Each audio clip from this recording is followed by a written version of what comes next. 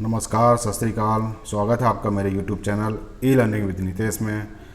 तो आज हम लोग डिस्कस करेंगे उत्तर प्रदेश शिक्षक पात्रता परीक्षा 2011 का प्रश्न पत्र, जिसमें से मैंने लिया है पर्यावरण अध्ययन का पोर्शन। इसके 30 क्वेश्चन को हम लोग आज सॉल्व करेंगे। तो पहला क्वेश्चन आपके लिए ये रहा। लवण जो जल का अवशोषण करता है कहलाता है हाइग्रोस्कोपिक लवण, हाइड्रोफिलिक लवण, हाइड्रोफोबिक लवण या अनहाइड्रेट लवण। तो इसके लिए हमारा आंसर हो जाएगा हाइग्रोस्कोपिक लवण। हाइग्रोस्कोपिक लवण की विशेषता होती है कि वो अपने आसपास के का जो जल होता है उसका वो अवशोषण कर लेता है। सेकेंड, पारिस्थितिकी तंत्र एवं प्राकृतिक आदिवासियों का संरक्षण तथा उसके प्राकृतिक वातावरण में प्रजातियों का जीवन, जनसंख्या का रखरखाव एवं प्रतिप्राप्ति के लिए प्रयुक्त पद है पूर्व संरक्षण, स्थानीय संरक्षण, परिधि संरक्षण या अपस्थानीय संरक्षण। तो इसके लिए आंसर हो जाएगा अपस्थानीय संरक्षण। नेक्स्ट, सामुद्रिक कच्छा को जीवंत जीवाश्म कहा जाता है क्योंकि वह 150 मिलियन वर्षों से अधिक समय से पृथ्वी में उपस्थित हैं। भारतीय उपमहाद्वीप के जल भागों में प्रायः पाए जाने वाले 5 प्रजातियों के समुद्री कच्छपों में सबसे अधिक संख्या किसकी है? Olive ridley, Kemp's ridley, flatback, loggerhead. तो इस क्वेश्चन में हमसे पूछा गया है कि जो भारतीय उपमहाद्वीप में सबसे अधिक संख्या में कौन से कछुए पाए जाते हैं। तो कछुओं की जो प्रजाति है वो है ओलिव रिडले। फर्स्ट ऑप्शन हमारा करेक्ट हो जाएगा। विश्व युष्मायन के लिए निम्न में से कौन सा एक कारक है? वाहनों से निकली गैस, पेड़ पौधों से निकली गैस, भट्टी से निकली गैस या रसोई गैस। तो जो वाहनों से निकली गैस होती है ये वायु प्रदूषण के लिए जिम्मेदार है, और विश्व युष्मायन के लिए भी वाहनों से जो निकलने वाली गैस होती है वो जिम्मेदार है। नेक्स्ट, धातुमय प्रस्तर किसे कहा जाता है? बिटुमेन, बॉक्साइट, मेटालाइट या अयस्क। तो इसके लिए हमारा आंसर हो जाएगा अयस्क। पेड़ पौधे प्रदूषण को हटाते हैं क्योंकि वह शोषण करते हैं carbon dioxide, sulphur dioxide, carbon monoxide या नाइट्रोजन। तो पेड़ पौधे सूर्य के प्रकाश की उपस्थिति में प्रकाश संश्लेषण की क्रिया के द्वारा कार्बन डाइऑक्साइड को अवशोषित करते हैं तथा ऑक्सीजन गैस को बाहर निकालते हैं। तो इसके लिए हमारा आंसर हो जाएगा कार्बन डाइऑक्साइड। भूकंप मापा जाता है डेसिबल में, न्यूटन में, रिक्टर पैमाने पर या उपयुक्त में से कोई नहीं। तो भूकंप को जो नापा जाता है वो रिक्टर पैमाने पर नापा जाता है, और जो उसका यह यंत्र होता है उसको कहते हैं सिस्मोग्राफ।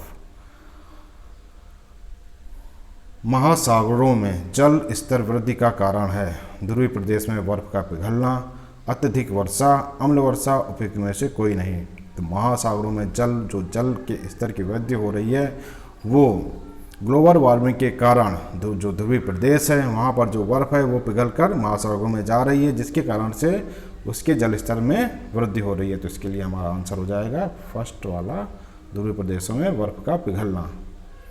वातावरण में अत्यधिक हानिकारक सल्फर मिश्रित गैसें हैं H2S, SF6 या SO2।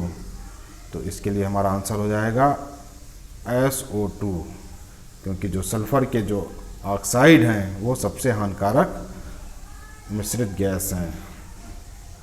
वायु प्रदूषण को कम किया जा सकता है वृक्षों द्वारा, मछलियों द्वारा, जंतुओं द्वारा, सूर्य के प्रकाश के द्वारा। तो वायु के प्रदूषण को कम करने के लिए हमें अधिक से अधिक वृक्षों की आवश्यकता होती है, इसलिए इस क्वेश्चन का आंसर हो जाएगा वृक्षों के द्वारा। नेक्स्ट, विश्व पर्यावरण दिवस मनाया जाता है 5 नवंबर को, 5 जनवरी को, 5 जून को, 5 सितंबर को। तो इसके लिए आंसर हो जाएगा 5 जून को।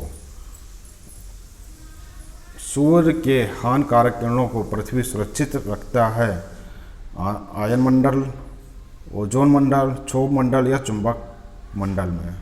तो जो सूर्य से आने वाली हानिकारक अल्ट्रा वायलेट किरणें होती हैं तो उनको जो रोकने का कार्य करता है वो ओजोन स्तर में हो जाता है। तो इसके लिए आंसर हो जाएगा ओजोन स्तर। किस जगह के फ्लोरा और फना सूचित करता है? पेड़ पौधे एवं जंतुओं को, मछलियों एवं पेड़ पौधों को, जंतुओं एवं मछलियों को, पक्षियों एवं पेड़ पौधों को। तो फ्लोरा और फना ये सूचित करता है पेड़ पौधों और जंतुओं को। फर्स्ट ऑप्शन हमारा करेक्ट हो जाएगा। पारिस्थितिकी तंत्र का उदाहरण है वायु, जल, तालाब, मृदा। तो जो तालाब होता है वो हमारा पारिस्थितिकी तंत्र का उदाहरण होता है, क्योंकि इसमें जैविक, अजैविक तथा जीव जंतु इसमें पाए जाते हैं। तो ये संपूर्ण पारिस्थितिकी तंत्र का उदाहरण होता है। कौन जीव कारक नहीं है? पेड़ पौधे, जंतु, सूक्ष्म जीव, प्रस्तर।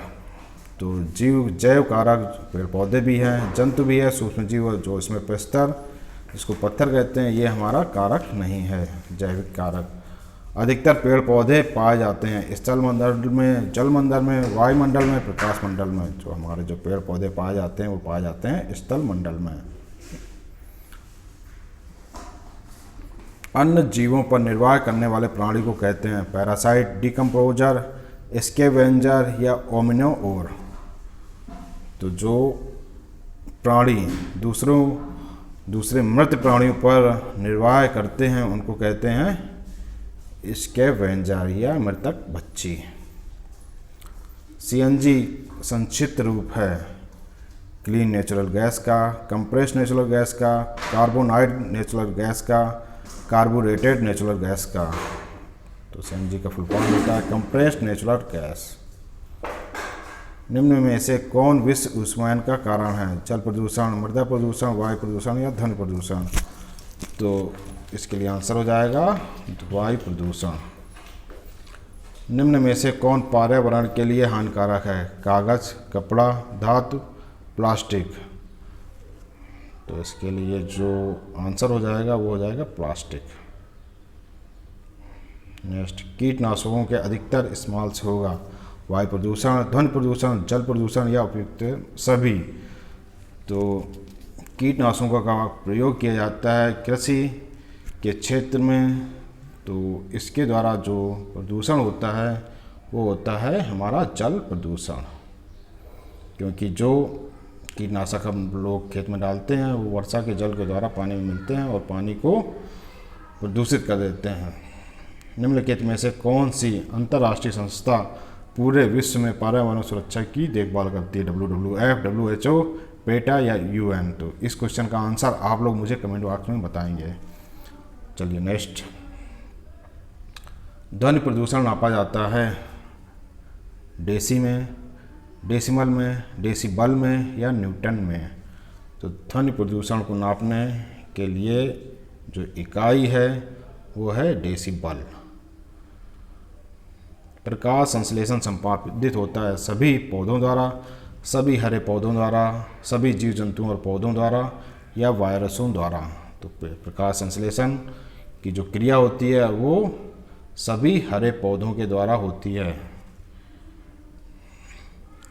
परम तापमान पैमाना कौन सा है? सेल्सियस, फ़ारेनहाइट, केल्विन, उपयुक्त सभी। तो केल्विन जो है वो हमारा परम तापमान पैमाना है।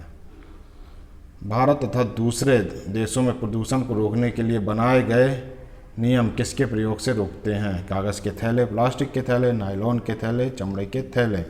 तो इसमें जो प्लास्टिक के थैले हैं उनका प्रयोग करने से हमें रोका जाता है, क्योंकि ये पर्यावरण के लिए अनुकूल नहीं है। प्लास्टिक के जो थैले होते हैं, ठीक है। नेक्स्ट, निम्नलिखित में से कौन वायु प्रदूषण का एक उदाहरण है? धुआं और कुहासा, वाहनों से निकली गैस, जलती हुई लकड़ी या चारकोल से निकली गैस या उपयुक्त सभी।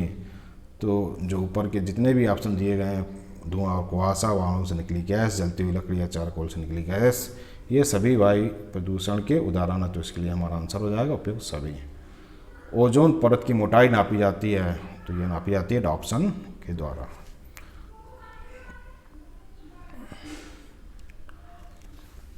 हवा में उपस्थित ऑक्सीजन का प्रतिशत है 44%, 23%, 21% या 40%। तो जो हवा में ऑक्सीजन का प्रतिशत है वो लगभग 21% है, और जो नाइट्रोजन है वो है हमारी 78%। ठीक है, तो इस प्रकार हमारे 29 क्वेश्चन कंप्लीट होते हैं। तो आपको ये सेशन कैसा लगा कमेंट बॉक्स में मुझको बताइए। पसंद आया हो तो लाइक करें, पहली बार देख रहे हैं तो सब्सक्राइब करना ना भूलें। नेक्स्ट सेशन में आपसे फिर मुलाकात होगी, तब तक के लिए जय हिंद, नमस्कार।